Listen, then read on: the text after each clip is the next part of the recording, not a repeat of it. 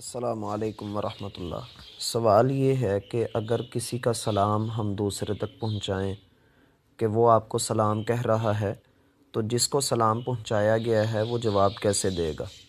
بسم اللہ الرحمن الرحیم۔ علماء کا اس بات پر اتفاق ہے کہ اس طرح سے سلام بھیجنا جائز بھی ہے اور مستحب امر بھی ہے، اور رسول اللہ صلی اللہ علیہ وسلم بھی اس طرح سے سلام بھجوا دیا کرتے تھے۔ آپ کے صحابہ کبھی آپ کو سلام بھجواتے تو آپ علیہ الصلاۃ والسلام ان کے سلام کا جواب بھی دیا کرتے تھے۔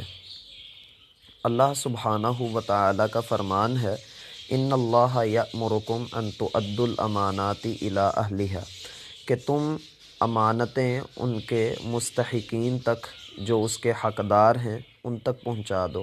لہٰذا یہ سلام بھی ایک امانت ہوتی ہے جو کہ ہمیں دوسروں تک پہنچانا ہوتی ہے، اس لیے بندے کو چاہیے کہ اس کے اوپر توجہ دے۔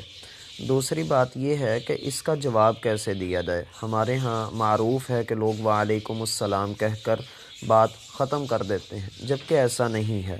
مسند احمد میں روایت آتی ہے اور صحیح بخاری اور صحیح مسلم میں بھی آتی ہے کہ رسول اللہ صلی اللہ علیہ وسلم نے سیدہ عائشہ سے کہا، یا عائشہ ھذا جبریل علیہ السلام وہو یقرأ علیک السلام، اے عائشہ یہاں جبریل موجود ہیں اور وہ آپ کو سلام کہہ رہے ہیں۔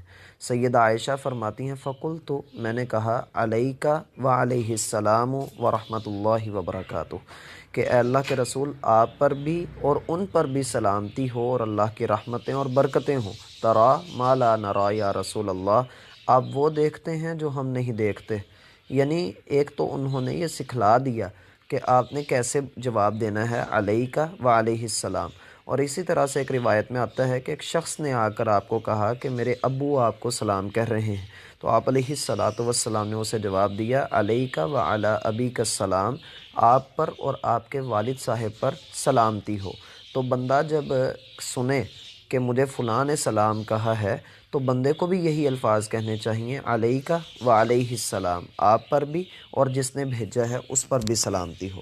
والسلام علیکم ورحمۃ اللہ۔ السلام